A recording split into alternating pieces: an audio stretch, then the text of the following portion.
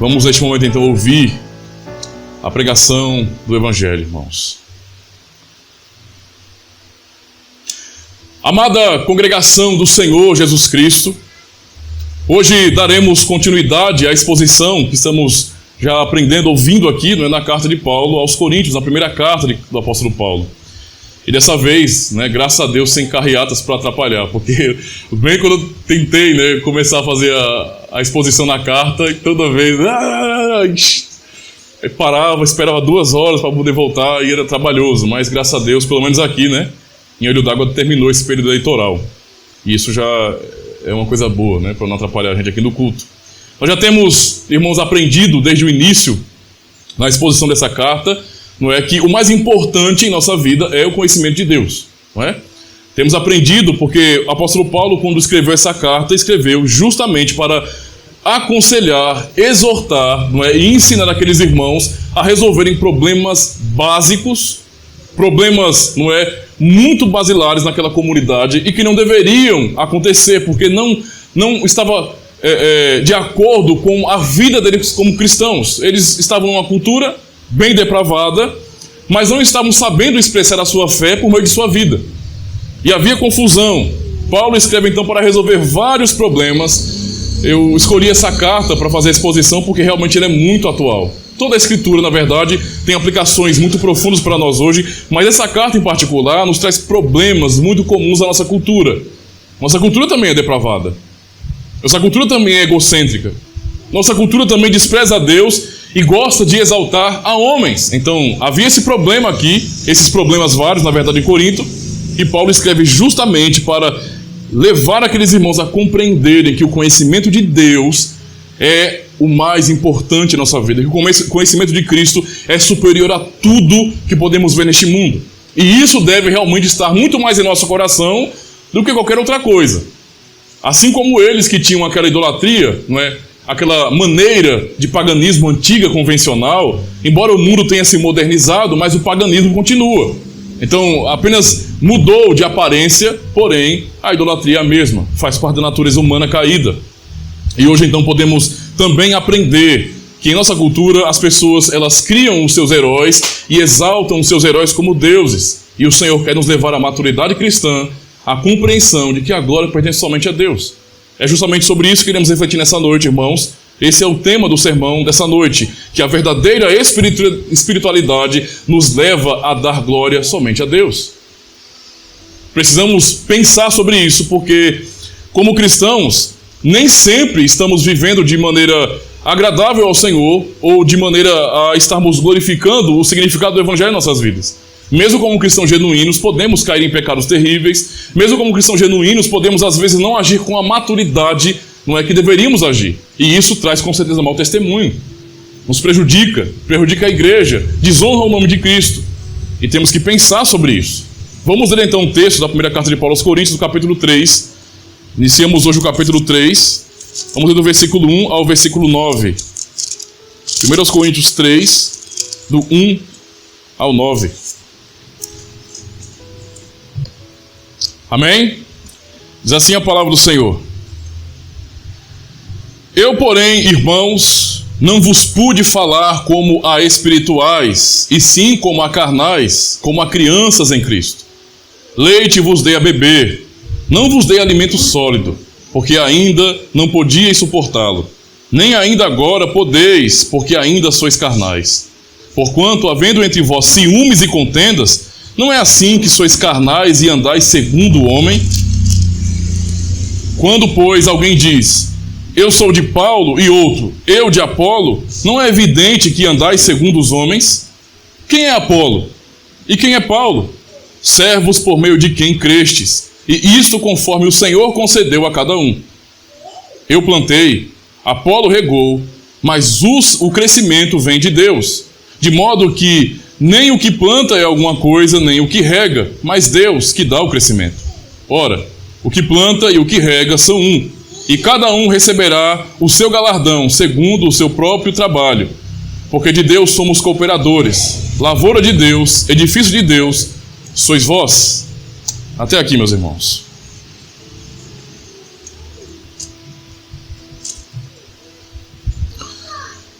Meus queridos irmãos, observando então a primeira parte desse texto, né, nós já terminamos o capítulo 2, onde aprendemos justamente sobre o conhecimento de Cristo, conhecimento esse, o conhecimento verdadeiro cristão, não é? Que vem do Espírito Santo, não pode ser alcançado por homem algum. E agora Paulo começa a exortar aqueles irmãos, porque ele dá o exemplo, ele explica que, como cristãos, como tendo o Espírito Santo de Deus habitando em nós, nós temos a mente de Cristo. É assim que termina o capítulo 2. Mas então ele olha para aquela comunidade e começa a exortá-los, dizendo: eu não pude falar, não é, com vocês como a pessoas espirituais, e sim como a carnais. Lembrando essa primeira parte do verso 1 e verso 2, ele fala: eu, porém, irmãos, não vos pude falar como a espirituais, e sim como a carnais, como a crianças em Cristo. Leite vos dei a beber, não vos dei alimento sólido, porque ainda não podíeis suportá-lo, nem ainda agora podeis, porque ainda sois carnais. Precisamos então realmente refletir nas palavras de Paulo àqueles crentes, irmãos. Ele os chama de carnais, e com ênfase no verso 1 e no verso 2, não é? Crentes carnais. A pergunta é: será que existem realmente crentes carnais? É uma pergunta importante para nós. Eu já ouvi muito isso. Na verdade, muitos acabam realmente dizendo que sim, existem crentes carnais. O problema é que, quando nós dizemos que existem crentes espirituais e crentes carnais, estamos criando um tipo de dicotomia, não é? Para dizer bem assim, que mesmo sendo crentes genuínos, eu posso realmente ter a luz do Evangelho em minha vida ou não. O testemunho do Espírito habita em mim ou não. Então, assim, dizer que existem realmente crentes carnais, no sentido que Paulo usa aqui, cria esse problema, na verdade, e confusão na igreja. Então, para entender bem isso, precisamos observar até outros textos também. Eu queria ler neste momento Romanos 8, porque é importante para compreendermos o argumento de Paulo. Romanos 8, verso 2 até o 9, que diz bem assim. Observem, Romanos 8, 2 a 9. Ele fala: porque a lei do Espírito de vida em Cristo Jesus te livrou da lei do pecado e da morte. Porquanto o que fora impossível à lei, no que estava enferma pela carne, isso fez Deus, enviando o seu próprio Filho em semelhança de carne pecaminosa, e no tocante ao pecado, e com efeito, condenou Deus na carne o pecado, a fim de que o preceito da lei se cumprisse em nós, que não andamos segundo a carne, mas segundo o Espírito. Ele continua dizendo: porque os que se inclinam para a carne cogitam das coisas da carne, mas os que se inclinam para o Espírito, das coisas do Espírito. Porque o pendor da carne dá para a morte, mas do Espírito para a vida e paz. Por isso, o pendor da carne é inimizade contra Deus, pois não está sujeito à lei de Deus, nem mesmo pode estar. Portanto, os que estão na carne não podem agradar a Deus. Olha o que ele diz agora: vós, porém, não estáis na carne, mas no Espírito, se de fato o Espírito de Deus habita em vós. E, se alguém não tem o Espírito de Cristo, esse tal não é dele. Então, isso é muito importante para compreendermos o que Paulo está ensinando aqui também aos coríntios. Esse texto, então, nos deixa claro que é incompatível a ideia de que alguém é crente, não é? Espiritual e carnal, ao mesmo tempo. De que existem crentes assim, crentes verdadeiros que sejam espirituais e crentes verdadeiros que sejam carnais. Paulo certamente poderia estar, nesse sentido, aplicando essas palavras, não é? Quando se refere aos coríntios, no sentido de que naquela comunidade, não é, havia muitos membros que não eram crentes genuínos. Isso é uma realidade em todos os tempos da igreja, não é? Desde quando era a nação de Israel, a igreja do Antigo Testamento, até hoje, sempre houve essa diferença, não é? Nós estamos falando de uma igreja visível, e todos ali são externamente abençoados e chamados de povo de Deus, mas internamente somente aqueles que têm o testemunho do Espírito Santo é que são filhos de Deus, porque creem de verdade. Entende? Então Paulo pode estar falando justamente sobre isso. A compreensão de que na comunidade de Coríntios, não é? Bem como em todas as comunidades, havia pessoas que não eram cristãs genuínas. Eram pessoas que se agregaram à comunidade local por interesses secundários e não porque foram conduzidos, né? Conduzidas pela obra do Espírito Santo, pela fé no Evangelho, não porque foram impactados pela palavra. Eu até citei algumas pregações que hoje, no nosso contexto, né? Boa parte dos cristãos não foram para a igreja, não são membros de igreja por razões bíblicas. Essa é a explicação do porquê, quando se ouve o Evangelho, a pura doutrina, isso é tão ofensivo para alguns. Porque, vamos parar para pensar, eu sei que tem textos, não é? Passagens na Escritura que são difíceis. Essas passagens, não é? Todos os grupos têm algum tipo de divergência. Tudo bem, embora nós tenhamos que assumir uma posição e defendê-la até a morte, se for possível, nós também temos que admitir que as nossas diferenças são justamente por causa de nossas limitações. Então eu não posso olhar para uma outra comunidade e dizer, olha, aqueles irmãos ali não são crentes, não é? Nós é que somos, porque a nossa doutrina é assim, assim, assada. E se nós tivermos... Entenda, nós temos que confessar que é a verdade do Evangelho. Mas nós não podemos julgar os outros. Por quê? Porque nós, como eles, temos limitações de compreensão. Então isso é fato, né? Ninguém pode se exaltar, não. Agora, a doutrina de nossa igreja é a doutrina, não é? E significa dizer que vamos desprezar todas as outras. Não. Se há alguma divergência, Cristo, no final de tudo, vai resolver isso pra gente. Então, vamos confiar nisso. Não é? Qualquer problema que não consigamos resolver aqui, Cristo resolve no final. Assim eu posso olhar para os irmãos de outras comunidades e vê-los como irmãos que vão morar com cada um de nós aqui, não é? Com a igreja, com cada igreja, né? Com o povo de Deus, no céu. E isso é um ponto importante para nós, tá? Mas a gente não ficar julgando nesse sentido. Mas o ponto aqui é compreender o seguinte, irmãos, que aquela comunidade tinha sérios problemas, não é? De compreensão do Evangelho, e Paulo está apontando aqui o fato de que naquela comunidade, com certeza, havia pessoas que não eram crentes de verdade. Não era uma questão de dificuldade doutrinária, porque o Evangelho foi pregado ali, havia sido pregado ali, esclarecido para aqueles irmãos. Mas mesmo assim, com o Evangelho claro para eles, havia aqueles que não viviam de acordo com o Evangelho. Havia cristãos imaturos, mas também havia gente que nem cristã de verdade era. Tudo isso nesse mesmo bolo que nós chamamos de igreja visível. Então veja como isso é complicado. Paulo então está ensinando esses irmãos, não é? E pelo argumento que nós temos em Romanos 8, nós não podemos aceitar que exista, não é, realmente crentes genuínos que tenham o Espírito Santo de Deus em suas vidas e mesmo assim eles sejam escravos do pecado. Sejam carnais nesse sentido. Tá? Isso não é compatível com o Evangelho. Então, afinal de contas, o que Paulo está ensinando aqui? Eu posso citar, por exemplo, Romanos 6, verso 2, a parte B, que fala: como viveremos ainda no pecado nós, os que para ele morremos? Então, o mesmo apóstolo Paulo, que nos ensina a reconhecer o nosso pecado diante de Deus, que grita em Romanos 7, miserável homem que sou, é o mesmo apóstolo que está dizendo, veja, não tem como um cristão genuíno, que tem um espírito dentro de si, se conformar com a vida de pecado. Essa submissão, essa escravidão ao pecado é um testemunho contra aquela pessoa de que ela não é um cristão genuíno. Entendeu a situação? Ou então, se não há essa aplicação do Evangelho, aquela pessoa pode ser um cristão completamente imaturo, não é? A conclusão bíblica, então, aqui, é que nós não podemos pensar em, literalmente, crentes carnais. Se alguém é carnal, no fim é porque não é crente. Isso tem que ser entendido aqui. Por isso devemos então entender a questão da carnalidade que ele fala aos coríntios como uma questão, não de escravidão ao pecado, mas sobre maturidade espiritual. E o próprio Paulo está deixando isso claro para a gente, porque o texto é autoexplicativo. O que ele está dizendo aqui, de maneira tão clara para nós? Ele fala: eu, porém, irmãos, não vos pude falar como a espirituais, e sim como a carnais, como a crianças em Cristo. Ou seja, o que Paulo está falando aqui é justamente sobre a imaturidade daquela comunidade, daquela igreja.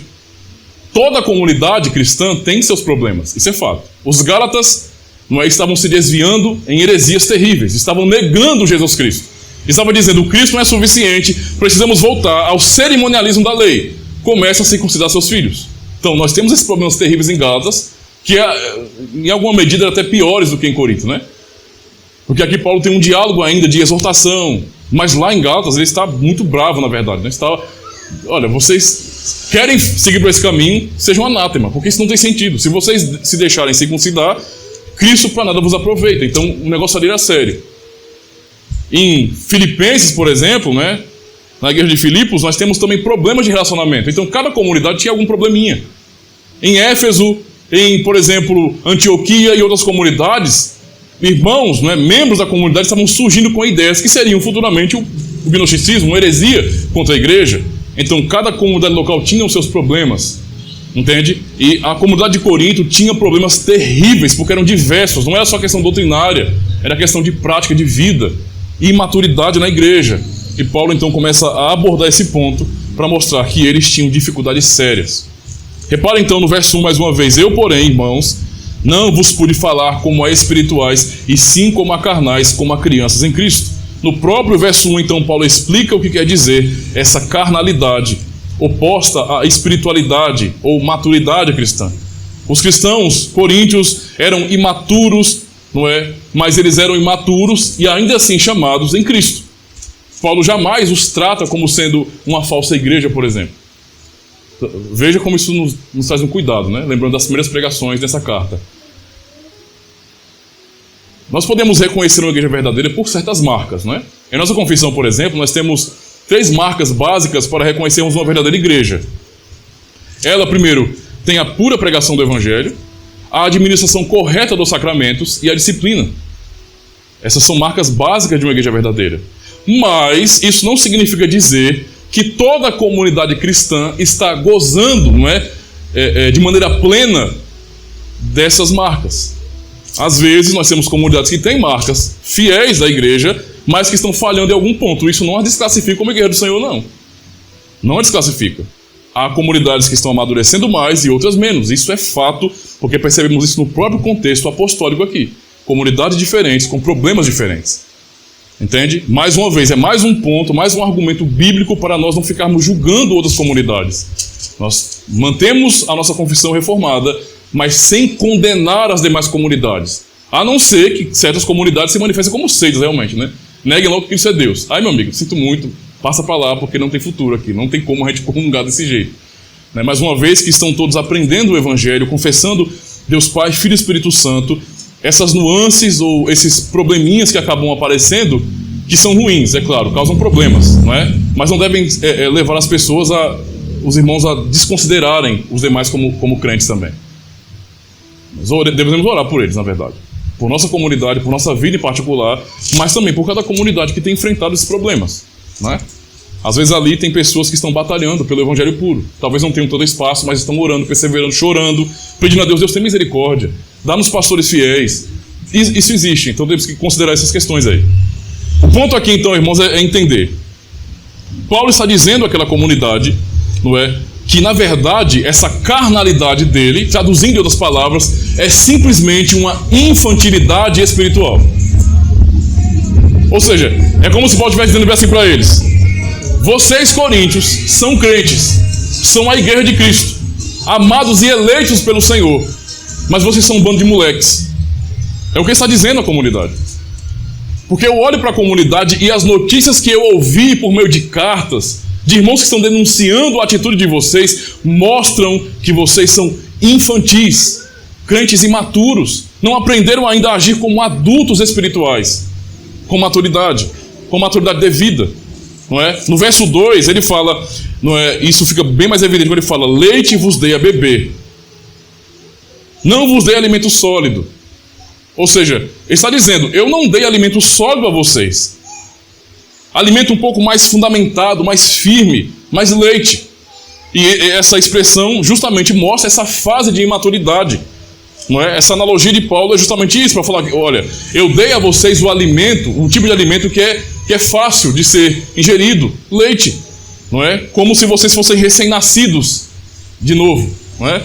Recém-nascidos espiritualmente falando. Recebemos do Senhor, por meio de seus ministros, o leite espiritual, então. Ou seja, alimento básico e necessário para o desenvolvimento da vida cristã.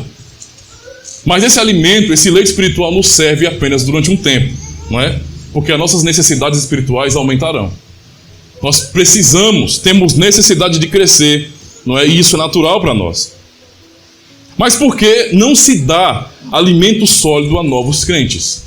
Inclusive eu cito isso como um grande erro, né, que às vezes nós cometemos e se comete muito hoje na internet. Para pensar. Você acabou de conhecer uma pessoa que de repente não frequenta comunidade nenhuma, mas se declara cristã. E isso tem muito, né? Tem muita gente que eu sou cristão, eu sigo a Cristo, eu sigo a palavra, não é? Mas eu não quero a igreja. Aí você fica meio assim. Mas tudo bem, a pessoa está errada, erradíssima. Mas vamos ter um pouco de paciência. Há um problema que acontece, que às vezes nós, membros da igreja, não percebemos que ali nós temos uma criança espiritual. É alguém maturo, não é? Aí eu, sem um pingo de bom senso, às vezes, acabo jogando em cima da pessoa um tipo de argumento e verdades que são profundas e que consolam a igreja, que tem maturidade para entendê-las. Mas que para aquela pessoa que mal conhece as bases do evangelho, vai ser uma mensagem tão radical que vai realmente ofendê-la. Vai espantá-la, ela não vai querer ouvir mais. A gente tem que tomar cuidado com isso. Paulo está dizendo justamente isso. A razão do porquê nós não damos alimento sólido para crentes novos. É a mesma razão do porquê nós não damos feijão e arroz. Não é uma bela bisteca com aquela rebarba tão deliciosa que chega a pessoa fica assim, para quem gosta de carne de porco, claro, né? Não é? A gente não dá esse tipo de coisa para um bebê recém-nascido. Nasceu bebezinho, tome carne de porco. Não é assim que funciona. Tome uma carne de boi macho, nem diz Cagé, né? Não funciona. Vai fazer mal para a criança. Entende? Então ele usa esse argumento para que haja compreensão na igreja. E até aqui tudo bem, não é? Não é estranho dar alimento básico, leite para crianças. O estranho é o contrário. Coisas básicas para nós adultos, para crianças, espiritualmente falando também, são novidade demais. Chocam demais, não é? Chocam demais. Imagine você falar para alguém que mal conhece as doutrinas da graça sobre a soberania de Deus quando um parente dessa pessoa morreu. Tente se colocar numa situação como essa. A pessoa perdeu o filho, o esposo, alguém querido, e aí chega o crente reformado, calvinista, e às vezes ele não para pensar que aquele indivíduo, aquela pessoa, ela não recebeu a base da Escritura para compreender essa glória. E talvez as palavras que para nós sejam palavras de consolo e que nos deem esperança de um Deus vingador que fará justiça ao seu povo, não sejam palavras também assim, doces para aquela pessoa. Sejam palavras duras demais, ofensivas demais. E nós somos culpados, às vezes, de fazer pessoas assim acabarem enxergando Deus de uma maneira diferente. Será que não é isso que leva muitas pessoas a simplesmente, sem conhecerem, odiar a fé reformada? Entende a situação? Não são pessoas incrédulas, irmãos. São crentes, mas que às vezes não tiveram acesso a um conhecimento pastoral dessa fé. E se ofendem com isso. Então, isso é importante para nós. Não é estranho, então, dar alimento básico, alimento como leite para crianças.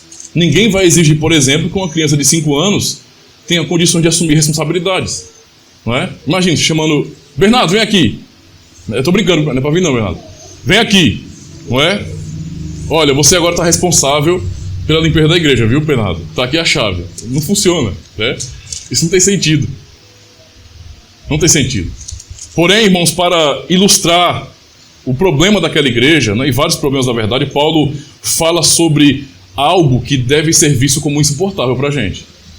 Porque é normal entender a imaturidade das crianças. Mas quando Paulo fala isso aos coríntios, ele não fala como algo bom, compreensivo, normal. Ele fala como algo insuportável, que não pode ser tolerado. Quando eu falo tolerado, é não ser aceito pela igreja, mas deve ser trabalhado para que mude, não é? Ele diz, porque ainda não podíeis suportá-lo, ou seja, alimento sólido, nem ainda agora podeis, porque ainda sois carnais. Ou seja, ele cita essa fase imatura da igreja, eles acabaram de ouvir o evangelho, então eles estão aprendendo as bases do evangelho. Mas anos depois, com a igreja já formada, com a igreja que tinha oficiais, ele está dizendo que hoje, do mesmo jeito, eu ainda não posso dar alimento sólido para vocês. Eu tenho que continuar dando leite para adultos. Esse é o ponto de Paulo aqui, não é? Não poder suportar alimento sólido no início da vida cristã é compreensível. Mas permanecer nesse estado, quando já é claro, não é, que é necessário avançar de etapa, não pode ser algo aceito pela igreja, por nós cristãos. Imagine que seu filho de 14 anos, seu belo adolescente de 14 anos, só queira beber leite. Imagine, faz sentido para você? Não, eu não quero comer outra coisa, não quero comer nada, eu quero só beber leite. Não é? Me digam se é suportável, aceitável, compreensivo, se é normal que um adolescente de 15 anos queira mamar no seio de sua mãe. Faz sentido isso? Não. Isso é um absurdo. Não é? Completamente absurdo. Ou então sentar numa cadeirinha, como aquelas cadeirinhas, não é, de crianças, para colocá-las na mesa, que são altas e pequenininhas, e sentar ali aquele homem Já um homem feito praticamente e receber papinha na boca, né? São coisas que não tem sentido. Mas assim, o mundo que nós vivemos é. Nós estamos rodeados de pessoas que são bebês chorões de 25 anos, de 30 anos ou de 40 anos de idade. Crianças. Né? E não pode ser visto como algo aceitável e normal para a gente. Trazendo uma aplicação para a vida cristã sobre a vida espiritual de cada crente, podemos, pelo ensino de Paulo, compreender que cristãos podem ser imaturos e causar problemas a si mesmos e à igreja. Não é? E que a imaturidade espiritual não deve ser vista como algo normal por nós. E que todos devemos ser estimulados e exortados ao crescimento espiritual, à maioridade cristã, por assim dizer. E por quê, irmãos? Por um argumento simples, que iremos aprender no sermão dessa noite. Porque cristãos imaturos não glorificam a Deus em suas vidas de maneira objetiva, como ordenado pelo Senhor. Não funciona. Temos que cada vez aprender que glorificar a Deus é responsabilidade da igreja, de cada um de nós. Não é uma questão automática, não há um algoritmo que resolva os nossos problemas. Nós não temos o DNA do eleito. Não, nós caímos em pecados, nós somos falhos, nós esfriamos. Desviamos o nosso coração de Cristo muitas vezes. Muitas vezes criamos ídolos em nosso coração, e um monte de ídolos mesmo. Percebe? E às vezes descontamos na igreja, descontamos em nossa vida com Deus. Aí não queremos orar, não queremos ler Bíblia. Tudo isso passa por nossas vidas como cristãos. Por isso, buscar a Deus, amadurecer e viver para a glória dele é responsabilidade nossa. Embora saibamos que é Deus quem gera tudo isso em nossas vidas, nós somos chamados para conscientemente batalhar por essas coisas. Não é? As características mais marcantes que pessoas imaturas, quando adultas, não é, estão demonstrando, é o repetir os velhos erros e as birras da infância. É não saber ouvir um não, por exemplo. É ficar com raivinha quando é exortado pelos erros que cometeu. E é insistir nos erros com a sua rebeldia tola. Não é? É um indivíduo que às vezes está há anos na igreja, mas age como se fosse um recém-convertido. Dando uma, não é, de bobinho, muitas vezes. E o ponto a ser compreendido aqui é que o cristão imaturo não está vivendo de maneira objetiva para a glória de Deus. E eu queria estimular os irmãos a compreender uma verdade. Só cristãos genuínos podem fazer isso. Você que confessa o bom nome de Cristo, olha, tenta visualizar a pessoa mais admirada no mundo inteiro. A pessoa que gastou milhões para sustentar os pobres. Se ela não for de Cristo, se ela não estiver em Cristo, nenhum ato dela glorifica a Deus. De maneira externa, Deus é glorificado em tudo, inclusive nos atos daquela pessoa.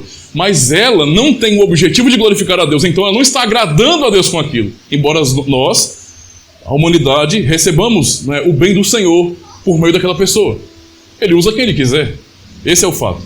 Mas o ponto é, somente você que está em Cristo, que tem o Espírito Santo de Deus, pode viver objetivamente para a glória de Deus. Não é? Maturidade, irmãos, tem a ver com responsabilidade. Pessoas que fazem o que sabem que devem fazer. Ninguém tem que dizer, por exemplo, a um homem adulto, mesmo jovem, mesmo alguém de 20 anos de idade, que essa pessoa tem que trabalhar para sustentar a sua própria vida, para ajudar a sua família em casa e para também planejar, nesse sentido, uma vida, uma família. Ninguém tem que dizer para uma pessoa assim. Ora, tem que dizer, infelizmente, mas não é uma coisa óbvia. Ninguém tem que dizer para homens e mulheres jovens que eles não devem chamar atenção para si mesmos, que eles devem ser pessoas decentes. Deveria ser normal o pudor.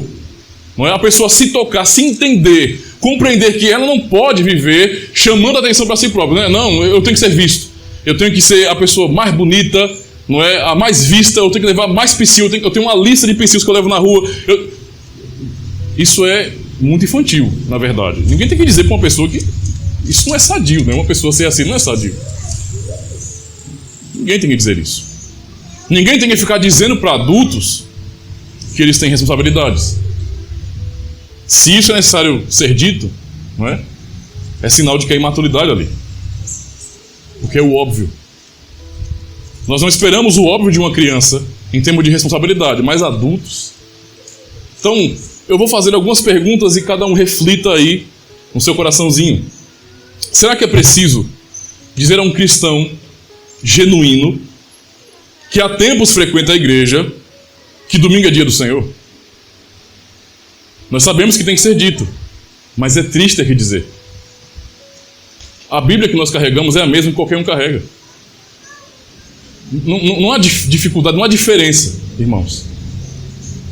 Tem que ser dito, tem que ser desenhado que domingo é dia do Senhor, né? E por isso devemos vigiar para não transformar o dia em um dia qualquer. Eu cito mais um exemplo que eu já dei aqui em algumas pregações.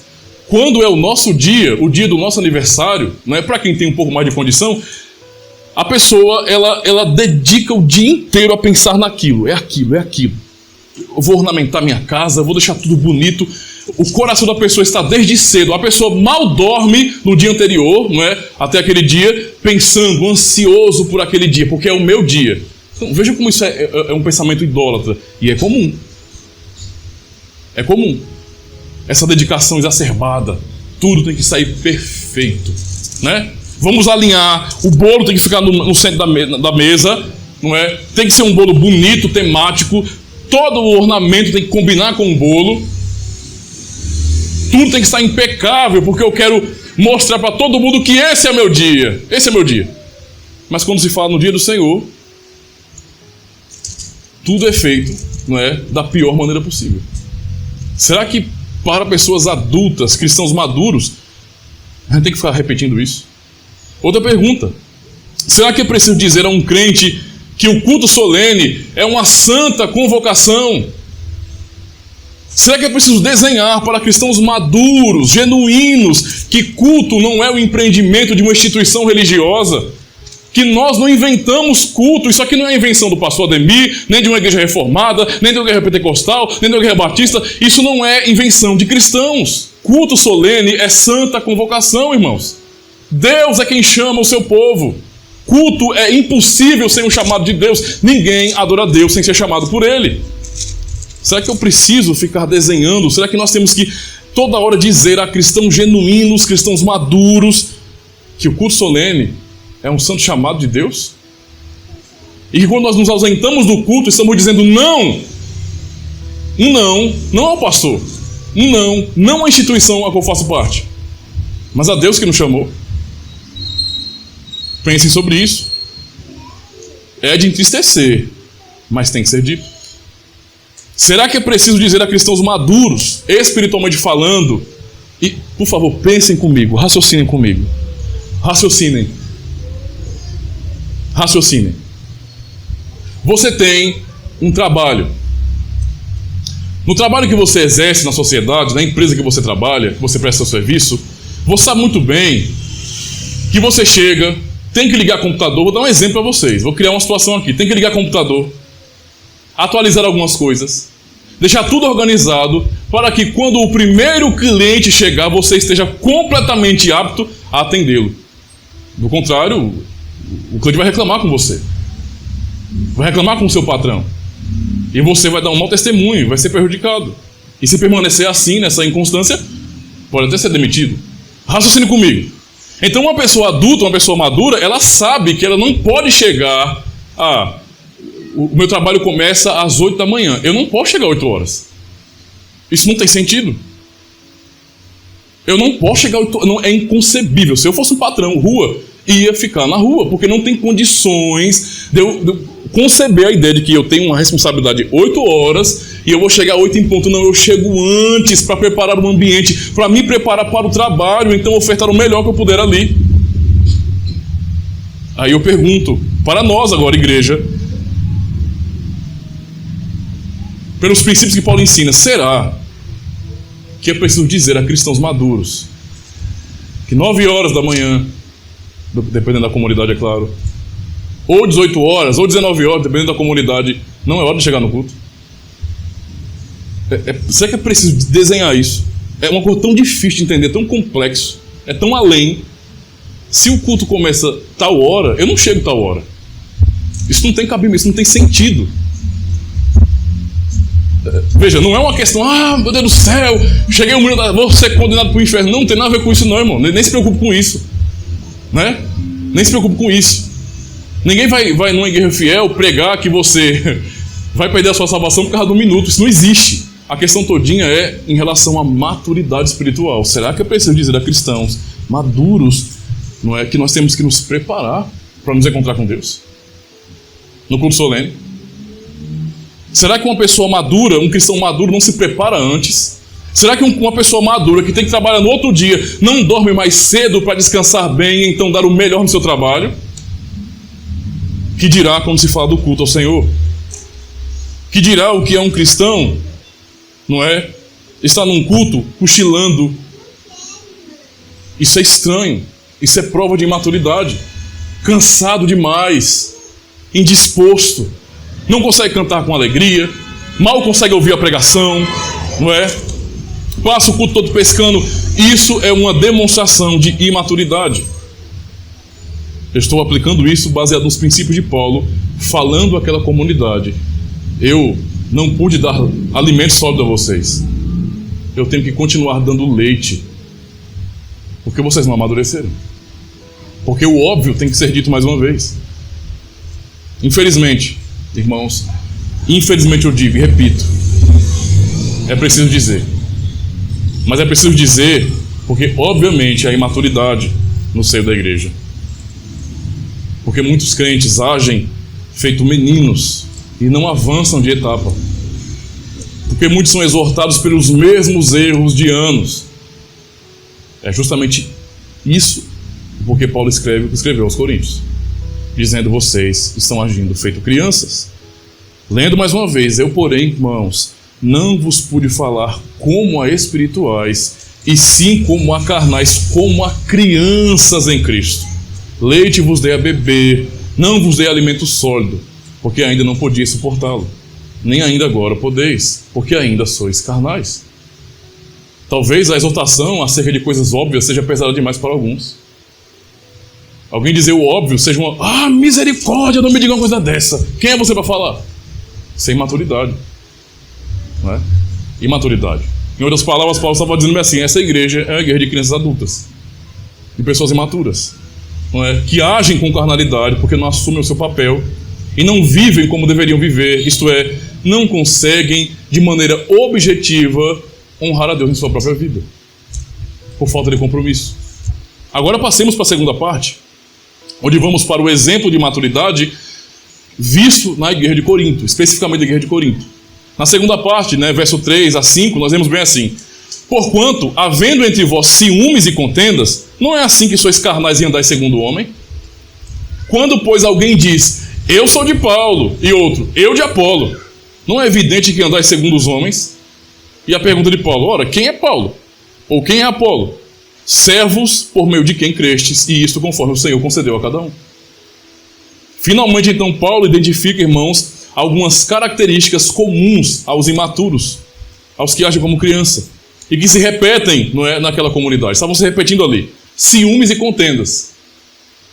Olha, todo mundo tem um pouquinho de ciúme, não é verdade? Se não tiver, verifique seu coração aí, porque tem uma coisa errada. Mesmo uma pessoa casada, no começo do casamento, primeiro ano de casamento, o cara casou, a pessoa fica com aquela insegurança, aquela insegurança, tudo, tá olhando pra onde, aquelas bobagens de gente imatura mesmo. Mas quando vai passando o tempo, o ciúme, de uma maneira sadia, não passa. Se passar, olha a Deus, o Senhor me renova porque tem alguma coisa errada. Mas o ponto é, o ciúme ainda permanece de uma maneira a ter cuidado pelo que é seu. Só isso. Ciúme de cuidado. Se passou disso, é doentio e não é amor, Não é amor, segundo 1 Coríntios 13. Porque o amor verdadeiro não há de ciúme, não é verdade? Mas mantém-se isso. O problema é que o ciúme demonstrado aqui não é um ciúme de cuidado. Não tem a ver com coisa sadia, com nada que seja de bom. Pelo contrário, o ciúme demonstrado aqui naquela comunidade gerava justamente as contendas, as facções, as divisões na igreja. não é? Criava aquele partidarismo, eu sou de Paulo, eu sou de Apolo, etc. O preferencialismo infantil, aquelas preferências infantis, elas são normais e são caracterizadas justamente pelo ciúme e pelo egoísmo. E sempre tem briguinha por aí. Toda criança briga de alguma maneira, não é? E as crianças, quando demonstram então as suas preferências, elas vão contender entre elas, isso é comum. Para entender isso, basta então lembrar das últimas semanas de nossa eleição. Eu pego um contexto próximo nosso aqui, né? É só você lembrar. Claro, pessoas que trabalharam e são maduras não vão ficar que nem um bando de loucos, não é? Descontrolados, brigando, se estapeando e criando intriga. Mas nós vimos isso acontecer aqui. Todo período eleitoral é isso. Eles contra nós contra eles. É assim que acontece. E nesse período de eleições municipais, as pessoas agiram feito crianças mesmo. Crianças mesmo. Sabe? Olhando para os seus candidatos como se fossem os heróis. São os nossos heróis. E aí um dizia bem assim: ora, o meu candidato é o melhor. O meu é o melhor. O meu tem o bem para o povo. O seu é isso, é aquilo, é corrupto, é ladrão e blá, blá, blá, blá. O outro do mesmo jeito. Não, o meu é que é melhor. E ficava nesse negócio. O meu é melhor. Não, o meu é que é melhor. O meu é melhor. Não, o meu é melhor. Ah! Começou a brigar. Quando saía briga de verdade e morte até. Esse é o contexto. Isso é infantilidade. O problema é que quando crianças adultas brigam, é pior do que quando criancinhas realmente brigam, né? Criança se atraca ali, puxando o cabelo da outra, mordendo os braços da outra, mas o pai e a mãe puxa, resolveu o problema. Adulto, quando briga, o negócio fica feio. Né? Porque além da briga, do ciúme, tem um orgulho terrível, então tem que matar o outro. É assim que funciona o mundo. Eu tenho que humilhar o outro. É assim que funciona. Então nós vimos isso aqui em nosso contexto, pessoas agindo como crianças. Não é? Só que essa infantilidade, essa imaturidade, não é? Nós podemos vê-la também em nossa vida de várias maneiras. Por exemplo, eu posso lembrar de quando eu era ainda criança e ai de quem falasse na época do meu Corinthians, né? Eu lembro que eu fui expulso num condomínio por brigar com meus coleguinhas, olha, dê uma pisa que fala do meu Corinthians, meu amigo. Entendeu? Vai pra cima com tudo. E quando eu era criança era desse jeito. O outro ele também deu um jeito, identificou, né? Ainda quando criança, ai de quem dissesse que o Ceia de Pégaso não era o melhor. Ceia de Pégaso. Eu tinha, né, esse negócio pelo Ceia. Vixe, Ceia de Pégaso. Quem falasse do Riei, tinha os principais, mas eu gostava demais do Riei. Não mexa no Riei. É sério, isso é sério mesmo. Entendeu a situação? E vários outros animes também. No Dragon Ball eu não preferia o Goku, eu preferia sempre o Vegeta. Então não fale do Vegeta. Isso era o que às vezes gerava briga. Pra sair no tapa mesmo. Veja o nível da infantilidade. Era assim. Mas até eu entendo, porque eu era uma criança. Eu lembro dessas coisas, não é? E hoje dou risada, porque eu sei que a minha imaturidade era assim. Mas para pra pensar, eu agi assim quando adulto, com 35 anos de idade. 35 anos de idade. Eu discuti com o irmão, fechar a cara, porque ele disse que o Vegeta não é o melhor. Não é? Eu brigar com o irmão, não é porque eu disse pra ele, olha, nunca ganhou um mundial. No contexto de futebol daqui. São coisas, irmãos, que a gente pode até rir e lembrar de quando era na infância, e isso é normal. Isso não incomoda não quando nós somos crianças. Mas adultos viverem assim é uma coisa completamente insuportável. Não dá. Não dá para brigar por questões assim. Fazer questão por tudo, ir até o fim, brigar para ter razão o tempo todo. Há pessoas adultas que são imaturas e elas vão até o fim em suas argumentações, em seus direitos, que elas destroem a vida dos seus irmãos e não estão nem aí. O que importa é que no final eu estarei com a bandeirinha, não é, hasteada dizendo eu estou certo. Não é? Valeu, foi a minha vontade, eu ganhei. Como se isso fosse uma competição pra gente. Pois bem, esses problemas infantis estavam acontecendo naquela comunidade, que já tinha presbíteros e pastores. Havia um conselho ali. E aqueles irmãos estavam sendo imaturos nesse sentido. Não é? Só que os heróis da época deles, que eles admiravam, eram os filósofos. Eram os filósofos, não é? E principalmente no contexto da igreja, eram os ministros de Cristo. Os ministros da palavra. Por isso, havia aquelas facções, na verdade, aquele partidarismo de uns dizendo, É claro que eu prefiro o apóstolo Paulo. Nossa, o homem foi muito bem instruído. Ali é inteligente. O apóstolo Paulo é o cara. O judaísmo dele é completamente afinado. O que você perguntar para ele, como um fariseu topado de conhecimento, o homem sabe. É um filósofo judeu. Mas é um homem conhecedor da poesia grega, da filosofia grega. O homem está em altura de discutir com qualquer filósofo da época. Então, eu vou preferir o apóstolo Paulo, é claro. Olha os argumentos dele. O outros vão poder dizer bem assim, pelo menos pelo que se diz a história, que Apolo era um homem muito eloquente, né? Então, eu prefiro o Apolo, com certeza. Né? Ele é aquele tipo de pastor que tem aquele vozeirão, né? Ele é muito mais eloquente, ele fala de uma maneira muito mais forte. Ele quase penetra o nosso coração, olhando bem dentro dos nossos olhos, dizendo assim, se arrependa, pecador. E eu me apaixonei pelo jeito dele, eu achei ele maravilhoso. O outro vai dizer assim, não, eu prefiro Pedro. Pedro é muito mais conservador. Pedro, meu amigo, está de olho em tudo. Ele é um cara meio estourado, mas o ponto é, ele gosta de tudo certinho. Havia esse tipo de bobagem na igreja, irmãos. Eu falo bobagem porque é muito baixo, é muito infantil. Porém, essas coisinhas aqui estavam causando problemas na igreja de Cristo. Porque para pensar, essas vaidades, levando irmãos a brigarem por suas preferências, em termos dos pregadores da igreja, de quem era o melhor, causava divisão no corpo. E como é que a igreja, que é o corpo de Cristo, pode glorificá-lo se o seu corpo está dividido? Qual o sentido disso? Entende a situação? Esse problema se repete hoje no evangelicalismo. Nós evangélicos somos um povo muito relativista. Eu não posso esconder isso. É muito estranho. Ao mesmo tempo que eu posso reconhecer que em alguns momentos, essa luta é uma luta pela verdade. E isso é algo nobre, não é? Porque a nossa religião não pode ser uma religião forçada. Tem que ser uma coisa de consciência, né?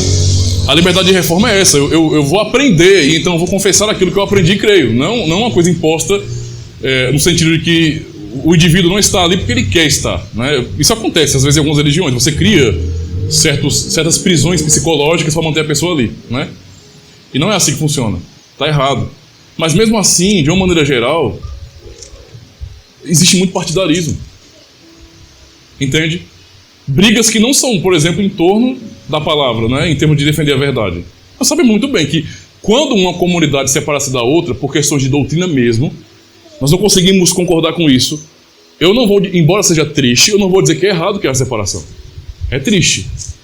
Tem que haver tristeza nos membros que vem a separação. E temos que orar por isso.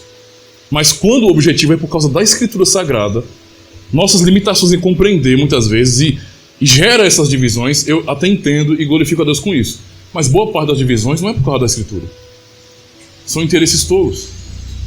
Aí eu vou dar um exemplo, né? Uma igreja pentecostal, não é? São nossos irmãos. Aí tem um outro pastor ali dentro, são dois pastores que de vez em quando estão se pegando em termos de opinião. Racha a igreja, vai metade para um lado para o outro. Aí você pergunta, você chega lá e pergunta, irmão, qual é a doutrina da sua igreja? Essa, é a doutrina pentecostal. Você vai para outra. Vocês não eram de lá? Sim. E qual é a doutrina daqui? É a mesma pentecostal. Então por que vocês se separaram? Entendeu a situação? Se nós podemos crer nas mesmas coisas, por que separação? Não tem sentido isso. Muitas das contendas é por causa disso, de partidarismo, dessa preferência infantil. Estava acontecendo isso na igreja de Corinto, estava trazendo mal para a igreja. Problemas para a igreja. Uma igreja que não tem maturidade, infelizmente não consegue resolver seus problemas, de jeito nenhum. Por isso que havia tantos pecados, tantos problemas acontecendo ali, e os oficiais não faziam nada, e a igreja não funcionava, e permitia que tais pecados ficassem acontecendo ali, como se fosse algo normal. Porque não havia maturidade daqueles irmãos para lidar com a situação. Não havia maturidade para lidar com as questões morais, e também não havia maturidade para lidar com as questões doutrinárias. Havia irmãos ali tendo dúvidas que Cristo ressuscitou. Misericórdia, como é que pode um negócio desse?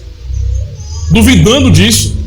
Fazendo com que o apóstolo dedique um capítulo inteiro, o capítulo 15, para demonstrar, para mostrar pelo testemunho do Evangelho que Cristo ressuscitou. E se Ele não ressuscitou, a vida não tem sentido para nós. Nossa fé é vã, é inútil. Não serve para nada se Ele não ressuscitou. Não é? Então vejam os problemas que surgem quando não há maturidade. Cristãos que estão na idade adulta, porém são imaturos, não conseguem lidar com os seus sentimentos. Pisou no meu calo, eu vou arrancar sua cabeça, bem proporcional, né? Bem proporcional. Não conseguem lidar com sentimentos, com problemas básicos, simples, que crentes maduros resolvem, orando, buscando a Deus, fazendo a vontade do Senhor, não é? E por conta disso, então, o corpo estava dividido, Cristo não estava sendo glorificado, e havia então esse problema terrível, que antes de ir para a conclusão, do verso 6 ao 9, eu cito e aplico a nossa realidade hoje. Do mesmo jeito que havia o preferencialismo dos coríntios com relação aos seus pregadores, né? Eu sou de Paulo, eu sou de Apolo, eu sou de Pedro. Hoje acontece do mesmo jeito. O apóstolo Paulo direciona a mensagem para mostrar uma verdade. Quem são os ministros do Evangelho? São servos. A glória não pertence a eles. Mas os coríntios estavam dando glória aos homens. Estavam glorificando a Paulo, a Apolo, a Pedro e a outros. Hoje, do mesmo jeito, em nosso contexto, acontece isso também. Quando você vai para redes sociais, por exemplo, ou conversar com cristãos, pessoalmente falando, sabe, o tanto de referência que se usa de pregadores fiéis, de teólogos fiéis, é tão grande que você não consegue, ouvir a pessoa dizer, olhe para Deus, dê glória a Cristo. Tudo é citando esses pregadores. E a imaturidade é tão provada que se briga por causa disso. Charles Spurgeon era o melhor. Não era. Jonathan Edwards é que era. Existe esse tipo de coisa no meio evangélico, irmãos. Brigas por causa de personalidades. Não é? Não, porque Calvino. Não, porque Lutero. Não, eu prefiro Lutero. Não, eu prefiro Calvino. Não, eu prefiro... Quem são esses homens? Quem eram esses homens? Servos de Deus. Simplesmente isso, servos de Deus. A glória nunca foi para eles. Nunca.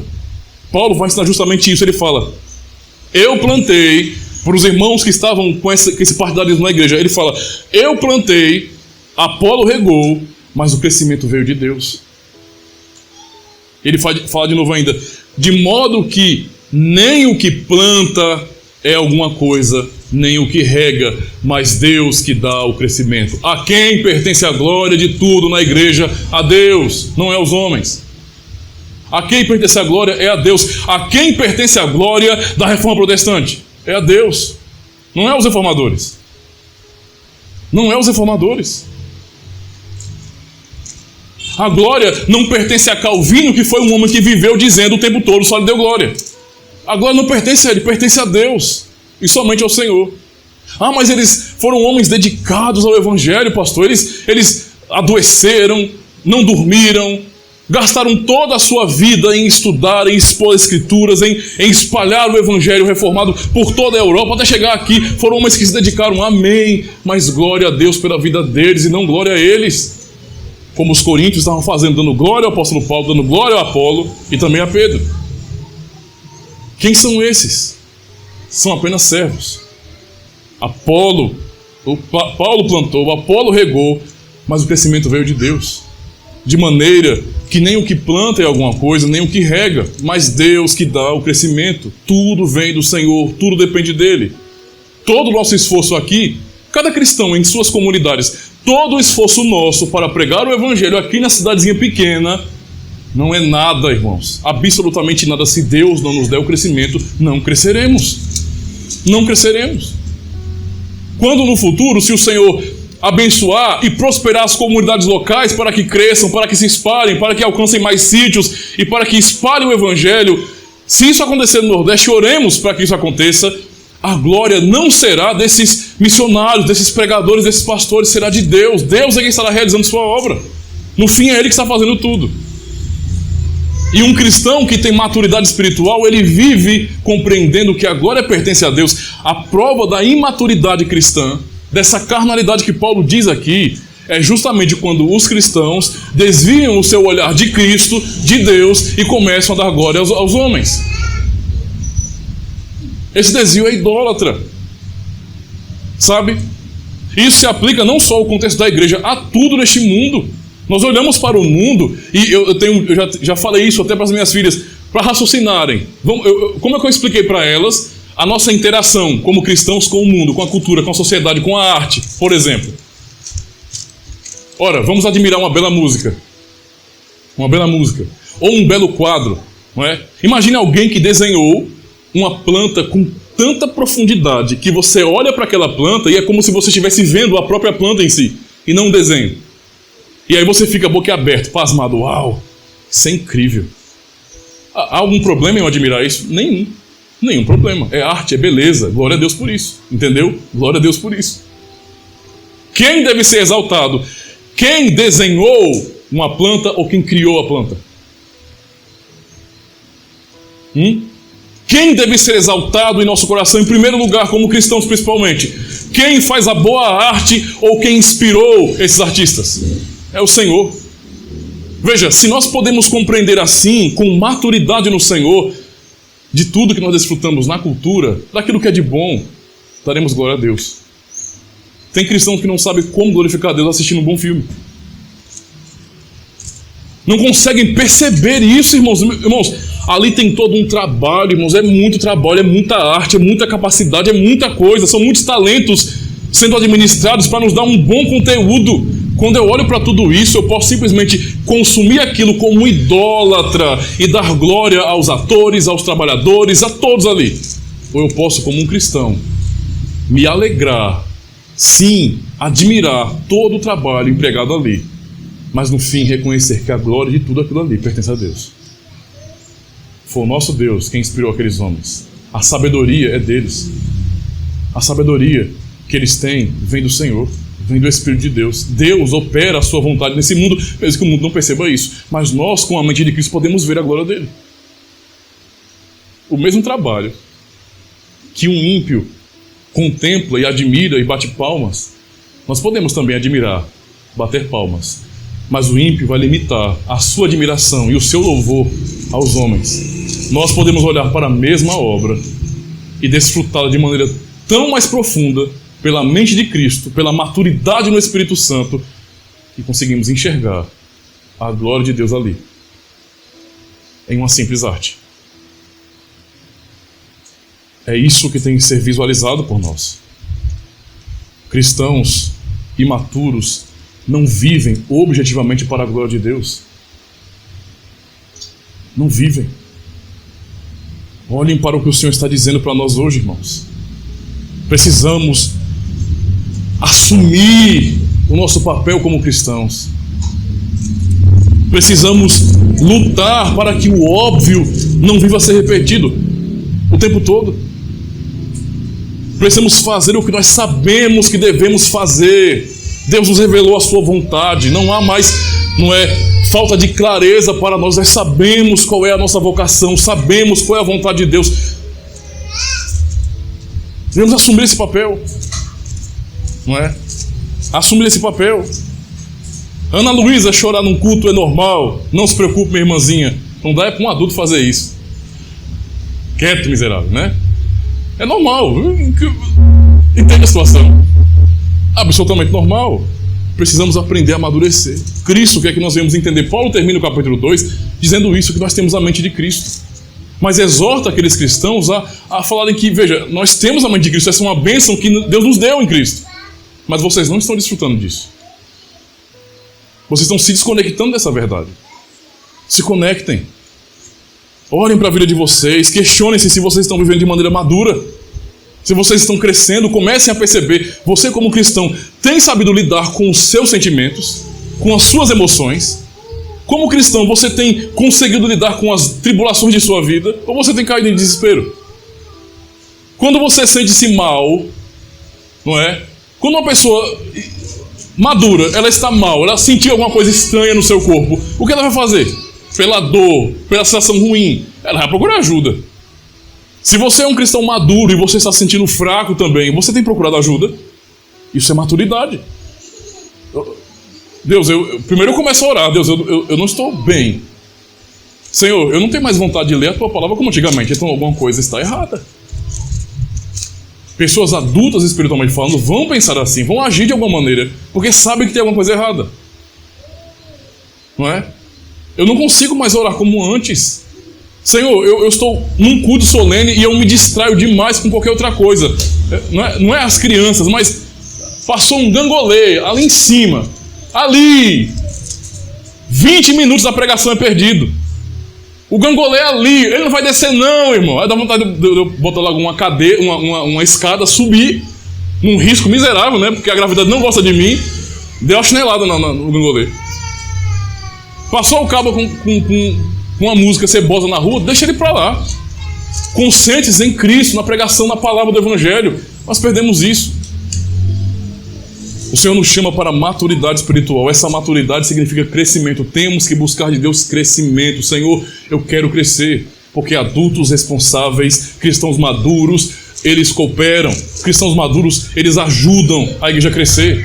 Lembre-se do que Paulo fala em Efésios capítulo 4, por exemplo.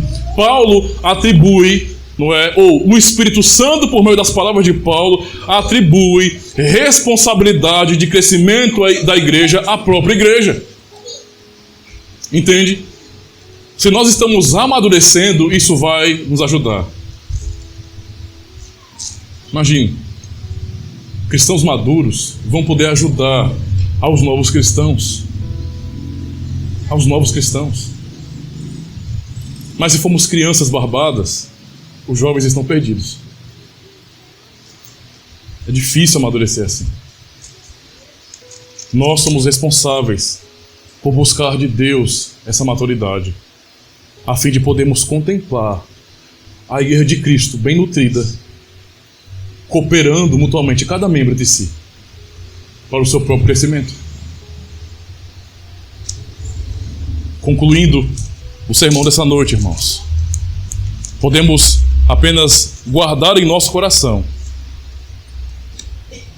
o fato de que a maturidade que o Senhor nos ordena, com a qual somos responsabilizados, nos leva a viver objetivamente para a glória de Deus. Para pensar sobre isso. Viver objetivamente para a glória de Deus, para exaltar o bom nome de Cristo. Você tem vivido assim, conscientemente, dedicando a sua vida para a glória de Deus? Isso é maturidade. Que o Senhor em Cristo possa nos fortalecer, nos abençoar, nos ajudar a entender isso, para que vejamos a igreja madura, sabendo lidar com os seus problemas e avançando e dando bom testemunho neste mundo de que parecemos mais com o Senhor. Quando éramos meninos, fazíamos coisas de meninos, agimos como meninos, mas agora nós somos homens e mulheres no Senhor. Devemos assumir o nosso lugar em Cristo. Amém? Graças a Deus, irmãos.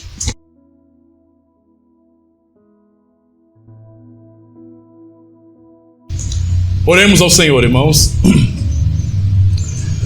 Ó Deus, a Tua bondade, Senhor, é inquestionável. Podemos testemunhar do Teu favor em nossas vidas todos os dias, pois as Tuas misericórdias se renovam a cada manhã. Tu és o nosso Deus, e nós somos o Teu povo por meio de Jesus Cristo, o nosso sumo sacerdote. E oramos agradecendo ao Senhor, porque por Tua graça mesmo, o Senhor mais uma vez nos abençoou, nos chamando para cantarmos a Ti salmos e hinos, para fazermos orações, para confessarmos nossa fé e ouvirmos, ó Deus, a Tua santa palavra, a palavra tão necessária para a nossa vida, para nos fazer despertar do sono, para nos fazer, ó Deus, questionar a nós mesmos se estamos vivendo de acordo com a Tua vontade. E ao mesmo tempo, Senhor, para renovar em nós a esperança de que em Ti, em Cristo, nós estamos seguros, pois Ele é a rocha de nossa salvação. Obrigado, Senhor, por Tua bondade. Ó Deus, abençoa o Teu povo.